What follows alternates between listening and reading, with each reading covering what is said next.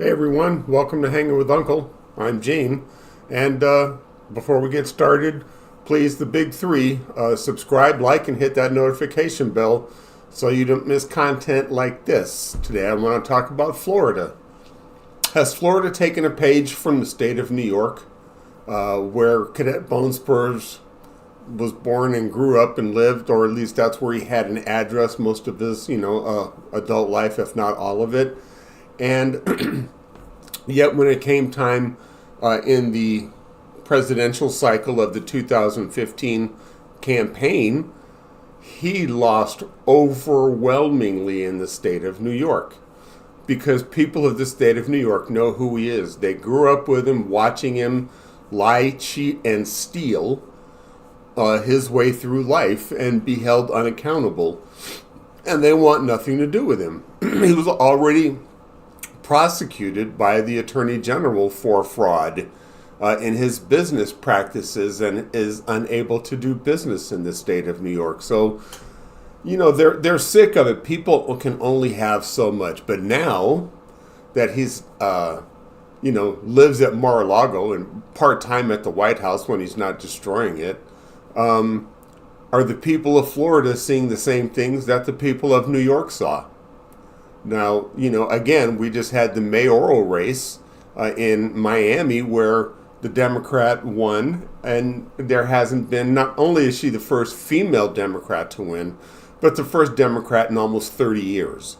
So is there a trend? Are the people of Florida starting to see the same things that people in New York saw? And we already see what is unpopular, especially in Florida, where you had a large Latino population support him because they're anti-socialism, because they know what socialism is. They came from socialist countries. The United States is nothing like that. They're starting to see that and believe that. And maybe the mayor's race in Miami is a result of that. This is not a socialist country. Basically, it's hybrid. It's an oligarchy, that is trying to destroy a social network that has worked and been adored by American citizens for 80 years now. Thank you, President Roosevelt, for doing things like the minimum wage and Social Security and Medicare. The things that every senior gets, or if you're a disabled person, because everyone has the right to live with dignity. So they're starting to see this is not a socialist country. What's another thing they're upset about? We have to talk about the elephant in the room, and that's ICE. We see the kidnappings without due process and having people just basically trafficked out of the United States because they look brown or their last name ends with a vowel or a Z.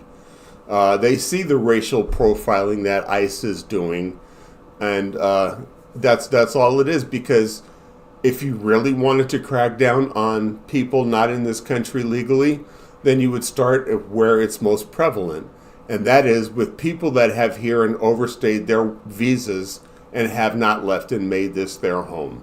That is the majority of people here in the United States illegally. But it's still, due process still applies, because it is not the Constitution and it is not case law that says that you don't have to have due process. We have the 4th and 14th Amendments that spell out what due process is. And it is not every American, it is every person. Because even if you come here on a vacation and are allegedly charged with committing a crime, just because you're not a citizen from here doesn't mean you're not afforded a due process. Because if you're going to be held accountable by our court system, then you also have the right in this country to due process to defend yourself. So that's a lie. The Constitution says every person, and the people, because of just their ethnic heritage, see them being rounded up is not sitting well with them, and a lot of those people are flipping their vote or support from the Republican Party. We're going to see that in Texas as well with the gerrymandered states, because Texas is relying on the support from the Latino community to still be there for Republicans. And, they see what's going on.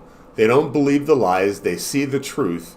And they don't appreciate what this administration is doing as far as immigration. So, there's a lot of other things. Let's look at tariffs and now the cost of living and how that's gone up. What he's doing in Venezuela, murdering people in the ocean that are in another continent for no reason. No reason. And if you have a reason, guess what? You have to have evidence and present it to a court, and none has happened. Congress is the only branch of government that can declare war, and they have not done that. So these murders and illegal seizures and theft on the high seas of Venezuelan oil tankers is totally illegal. People see that, and they are not supporting it. And I say it's not just, Cadet Bone Spurs, but it's every Republican that enables him to do this by lying for him and saying, well, we saw that, like Tom Cotton's dumbass. If he thinks I believe him, he's out of his mind.